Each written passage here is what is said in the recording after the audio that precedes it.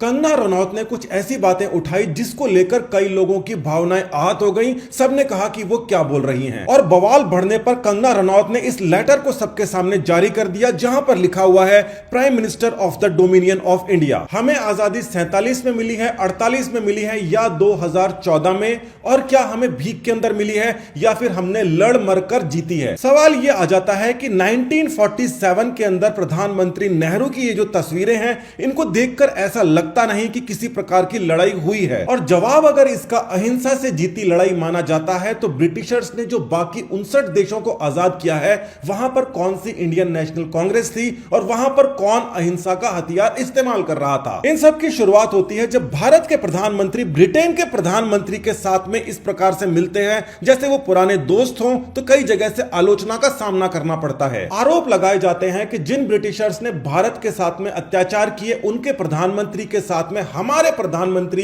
इस प्रकार से क्यों मिल रहे हैं। कंगना रनौत का यह कहना है कि 1947 के अंदर असली आजादी नहीं मिली थी, 2014 के अंदर जब मोदी प्रधानमंत्री बने हैं उस समय ही असली आजादी मिली है। उसके बाद ही हम ब्रिटिशर्स के साथ में आंखों में आंखें डालकर बातें करते हैं। 2014 के बाद में भारत में बहुत ही ताकतवर सरकार बनी है, मिलीजुली सरकारों से छुटकारा मिला है और भारत तेजी से प्रगति कर रहा है। और ये जो फोटो है यही असली जड़ है आज के विवाद की। अब ये जो आर्टिकल है ये 15 अगस्त 2020 के अंदर अपडेट किया गया है, उससे भी पहले का लिखा है और इसमें भी वही बात लिखी है जो कंगना ने कहा है कि डोमिनियन इंडिया के लिए असली आजादी 1947 में नहीं आई थी। नेहरू जब प्रधानमंत्री बने थे तो उनको जनता ने वोट करके प्रधानमंत्री नहीं बनाया था और 1947 के अंदर जो शपथ ली गई थी नेहरू जी द्वारा, वो ब्रिटिश किंग एम्परर के नाम पर ली गई थी। अब सवाल यह आ जाता है कि क्या ब्रिटिशर्स ने आजादी को भीख के अंदर दिया था या फिर स्वतंत्रता संग्राम के अंदर उसको हमने हासिल किया था।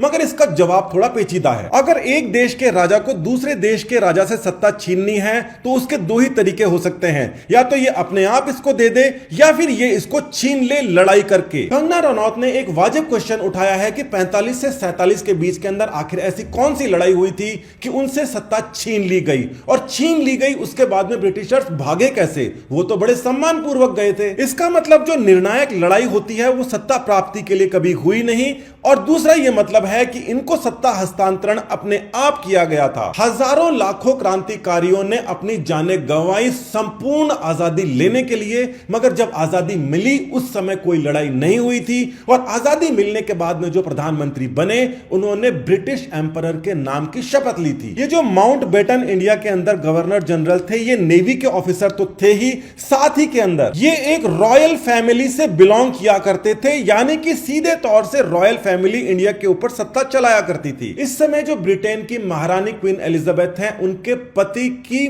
मां के भाई यानी कि क्वीन एलिजाबेथ के मामे ससुर थे माउंटबेटन। और 1947 के अंदर किंग जॉर्ज 6 थे, उनके रिप्रेजेंटेटिव थे लॉर्ड माउंटबेटन, जो कि भारत के गवर्नर जनरल थे जिन्होंने शपथ दिलाई थी। पूरा कंट्रोल ब्रिटिशर्स के पास में था, कोई लड़ाई नहीं हुई थी, डोमिनियन ऑफ इंडिया बन गया था।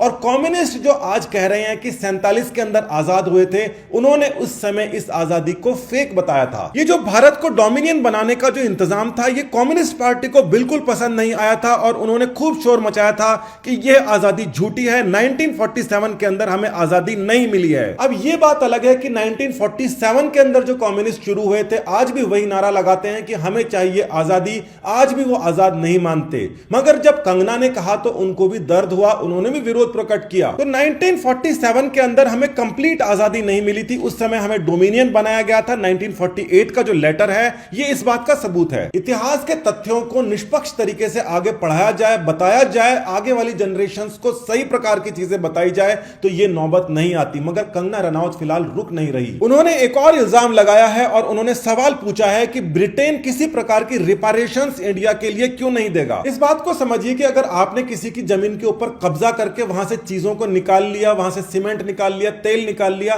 तो उस जमीन वाले को कुछ ना कुछ हर्जाना देना होता है। ये रिपेरेशंस वही हर्जाना है जो एक देश दूसरे को देता है, मगर यहां पर ब्रिटिशर्स कह रहे हैं कि हमारा भारत के ऊपर किसी प्रकार का कोई हर्जाना नहीं बनता। 2015 के अंदर यह डिबेट आई थी कि ब्रिटिशर्स ने कहा कि हमारा हर्जाना इसलिए नहीं बनता क्योंकि हमने जितना भारत से लिया है उतना हम भारत को देकर गए हैं। कंगना का यह कहना है कि 2014 के अंदर जो सरकार आई उसके बाद में 2015 में इस प्रकार की बातें सामने आई और ब्रिटिशर्स से हर्जाना मांगा गया।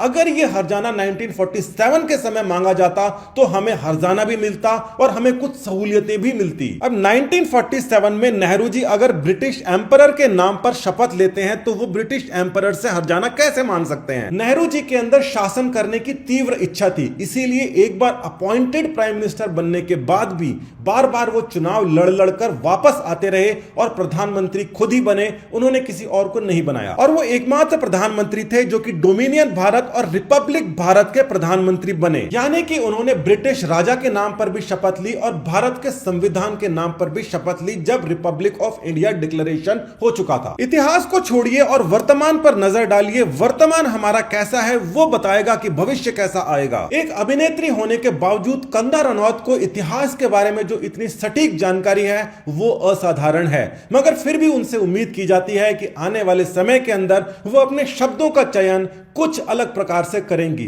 नमस्कार, धन्यवाद।